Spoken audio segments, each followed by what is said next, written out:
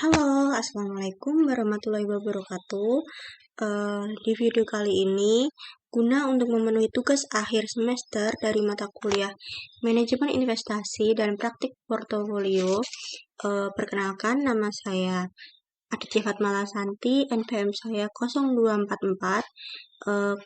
Kali ini saya akan membahas tentang investasi. Termasuk bagaimana sih caranya investasi dengan cara yang baik dan benar dan biar enggak rugi kayak gitu. Sebelum kita masuk ke bagaimana caranya berinvestasi, kita akan mengulas sedikit tentang pengertian investasi. Oke, langsung saja kita masuk. Nah, yang pertama ada investasi. Pengertian investasi. Apa sih investasi itu? Investasi itu sebuah aktivitas menyimpan atau menempatkan dana pada periode tertentu dengan harapan penyimpanan tersebut akan menimbulkan keuntungan atau peningkatan nilai investasi. Lalu ada jenis-jenis risiko investasi. Yang pertama ada risiko likuiditas. Apakah investasi yang kita pilih dapat dijual dengan cepat? Lalu yang kedua ada risiko investasi yang berhubungan dengan kemungkinan memperoleh hasil investasi rendah atau malah minus terhadap produk tanpa risiko. Lalu yang ketiga ada risiko gagal atau one prestasi.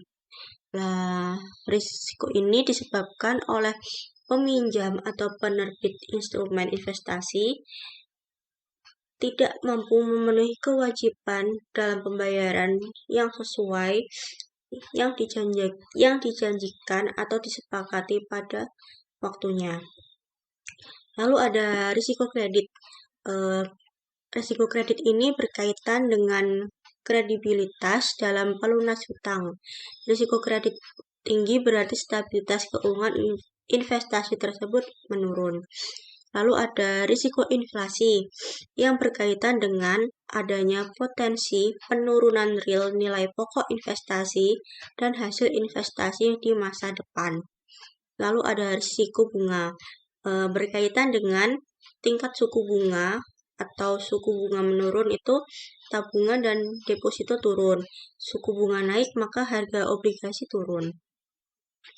Lalu ada tujuan investasi. Apa sih tujuan investasi itu? Ada banyak investasi non-bisnis yang belakangan diminati oleh masyarakat dengan tujuan investasi meningkatkan nilai aset yang dimilikinya. Tujuan investasi ini bukan menjadikan seorang investor cepat kaya atau bagaimanapun investasi harus dijalani dengan sabar, komitmen yang kuat, serta tetap tenang ketika pasar berfluktuasi. Tapi bukan berarti investasi tidak dilakukan dalam jangka pendek. Ada banyak investasi jangka pendek yang juga sangat menguntungkan, yang sama dengan investasi jangka panjang.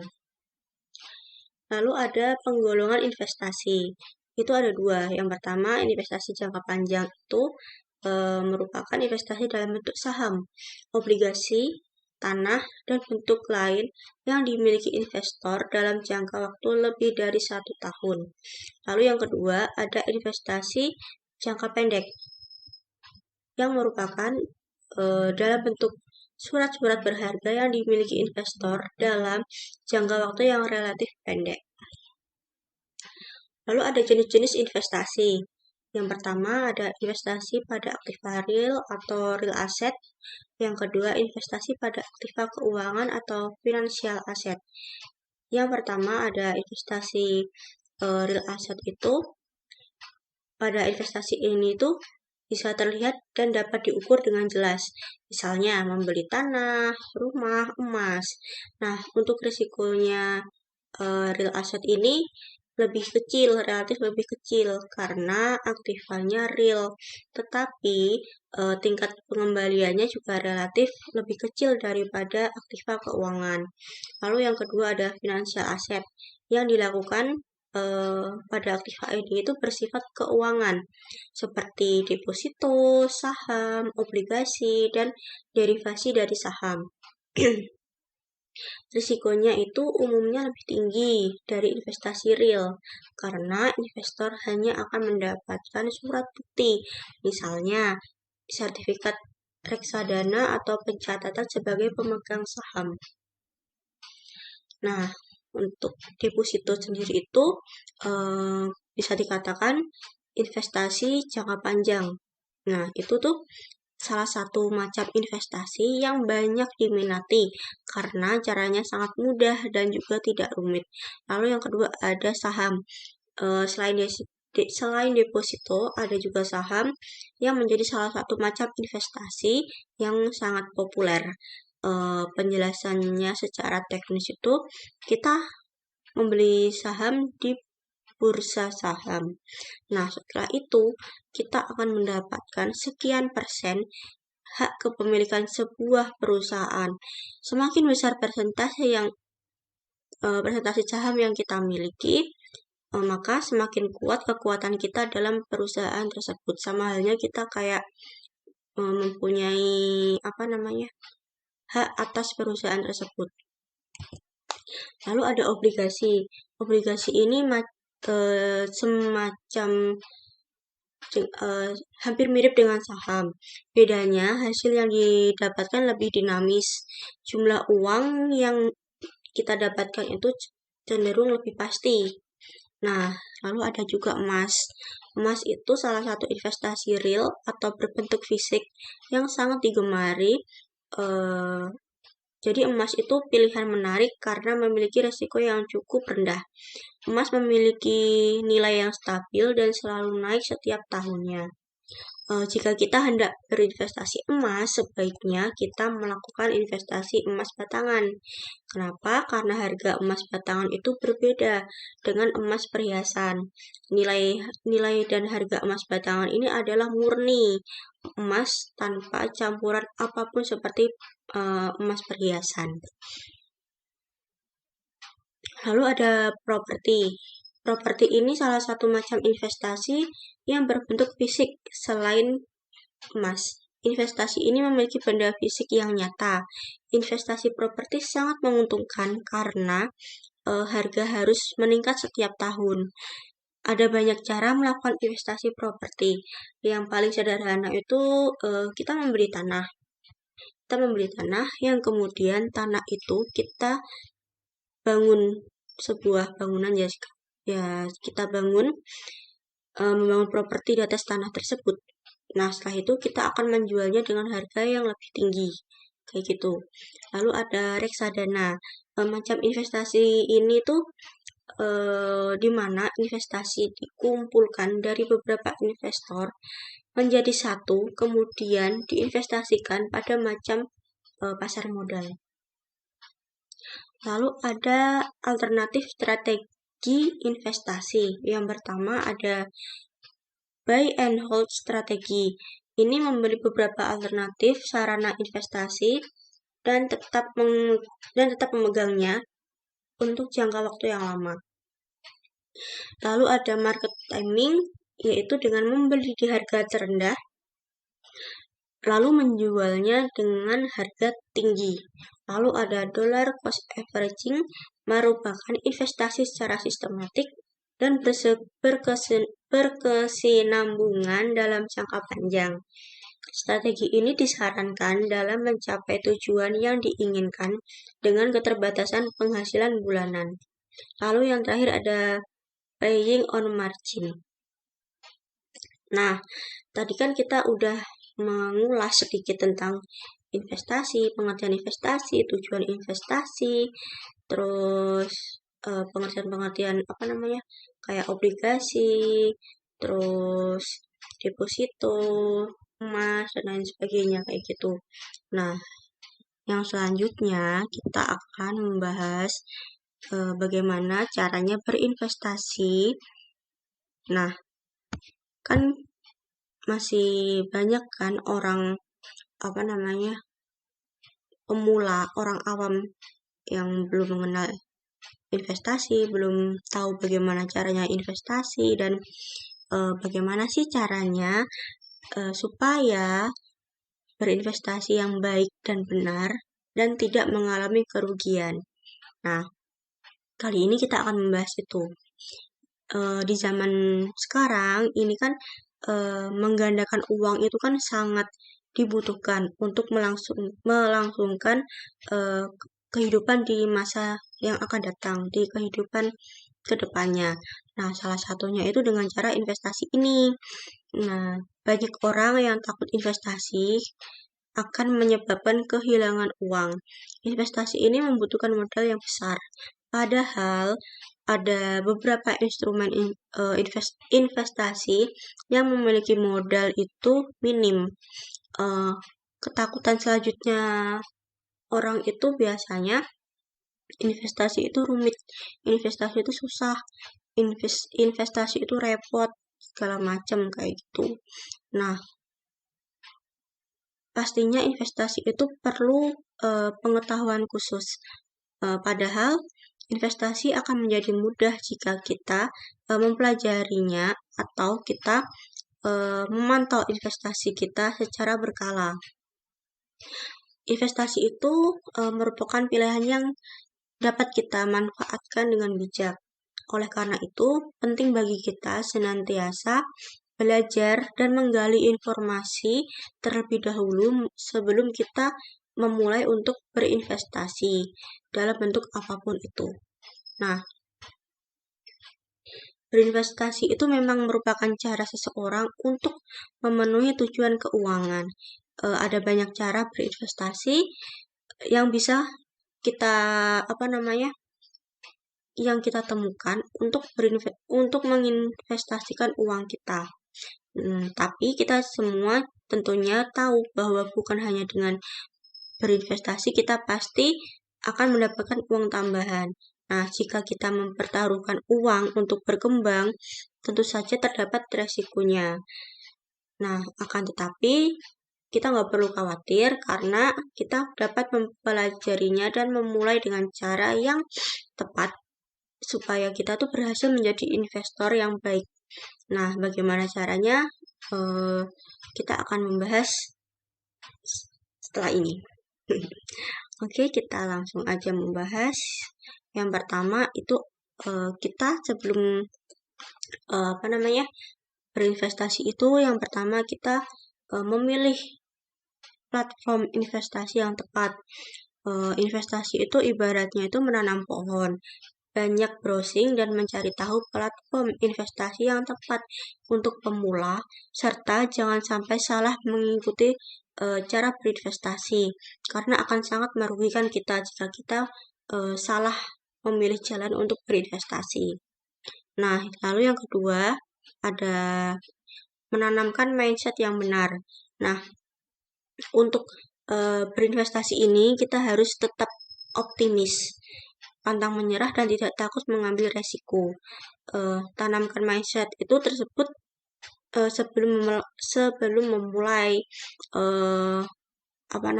mindset itu akan membawa dampak yang signifikan dalam mencapai kesuksesan. Beberapa orang berpikir investasi adalah cara yang tepat untuk cepat kaya. Perbedaan mindset ini akan membuat seseorang yang melakukan hal yang sama namun memiliki hasil yang berbeda. Oleh karena itu, perlu kita ketahui beberapa mindset yang dapat mengubah perilaku dan tindakan adalah kita lebih baik untuk mengarah ke suksesan. Lalu ada cara berinvestasi ini yang patut untuk kita hindari, yaitu jangan mengabaikan inflasi. Jika kita mengabaikan inflasi dalam memilih sarana investasi jangka panjang, bisa jadi investasi kita mengecil daya belinya. Menurut laporan dari Bank Indonesia pada tahun 2013 itu Indonesia mengalami inflasi sebesar 8,79% dan pada bulan Juli 2013 itu kita mengalami penurunan juga sebesar 8,61%.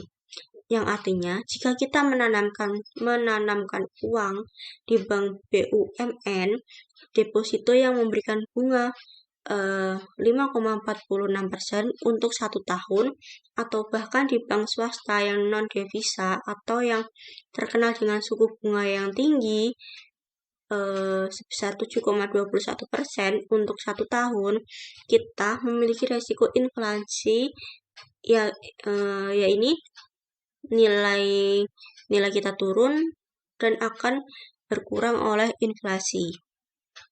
Lalu yang selanjutnya ada membagi modal yang kita miliki. Salah satu yang harus kita perhatikan agar investasi pemula ini dapat terrealisasi adalah dengan cara terlebih dahulu membagi modal yang dimiliki ke dalam beberapa aset atau yang bisa disebut dengan diversifikasi. Contohnya, secara umum diversifikasi di emas, di saham, properti, dan surat hutang.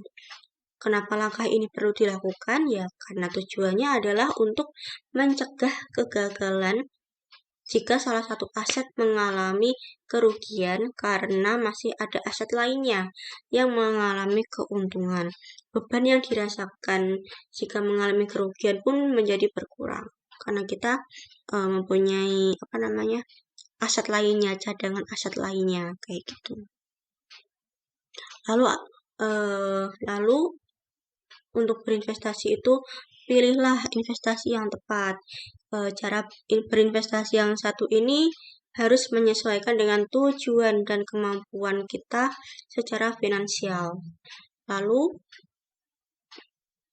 sebelum berinvestasi itu kita memulai dengan investasi kecil terlebih dahulu demi menumbuhkan rasa percaya diri kita dengan modal sedikit demi sedikit adalah cara berinvestasi untuk pemula. Lalu jangan terlalu berlebihan. Sebagian besar ketakutan terbesar setiap orang adalah kehilangan uang. Kita akan terbiasa dengan kondisi pasar seiring berjalannya waktu. Tetap tenang dalam menyikapi kondisi yang ada dan sebisa mungkin untuk tidak berhutang. Terlebih dalam berinvestasi akan mempengaruhi mental dan psikologis khususnya untuk para pemula. Lalu jangan gampang terkecoh dengan hal-hal rekomendasi cara berinvestasi yang belum tentu menurut kita itu benar. Lalu yang terakhir, jangan terlalu sering memantau. Kenapa? Karena hal ini jika diterapkan dalam berinvestasi itu kita harus aman dan bikin tenang. Karena terlalu sering memonitor itu akan mengakibatkan kita menjadi khawatir, menjadi takut gitu dalam mengambil sebuah keputusan. Pada dasarnya itu tujuan utama berinvestasi untuk membangun kekayaan dalam jangka waktu yang panjang. Jadi, apa yang terjadi dengan performa investasi kita sehari-harinya adalah yang kurang relevan. Maka dari itu, kita memantau investasi kita misalnya sebulan sekali kayak gitu. Jangan sampai karena terlalu berapi-api ingin belajar mengikuti cara berinvestasi yang ada, kita malah merasa tidak aman dan tenang. Nah, lalu untuk membahas reksadana ini, cara berinvestasi ini sedikit mirip dengan saham. Bedanya, kita hanya perlu mempercayakan pengelolaan investasi saham kita kepada lembaga sekuritas yang bisa diandalkan. Sederhananya itu seperti ini. Kita menabung di bank, tetapi yang kita tabung ini bukanlah uang, melainkan penyertaan modal pada suatu perusahaan yang dianggap memiliki prospek yang menguntungkan. Sehingga yang pertama kali harus diingat dalam berinvestasi reksadana adalah kita harus teliti memilih perusahaan manajer investasi untuk mengelola investasi kita. Caranya adalah dengan mengambil portofolio dan reputasi mereka selama menangani proyek reksadana ini. Meskipun begitu, kita tidak bisa mengandalkan sepenuhnya kepada perusahaan sekuritas. Kita juga tetap harus memiliki pengetahuan dan mempelajari produk-produk reksadana yang ditawarkan agar kita tidak terkecoh atau tidak mengalami kebobolan, dan cara berinvestasi yang baik tidak terabaikan seperti itu. Nah, sekian info tentang investasi yang saya sampaikan. Mohon maaf jika ada kesalahan, mohon maaf, dan saya akhiri. Wassalamualaikum warahmatullahi wabarakatuh. Yuk berinvestasi yuk. Dadah.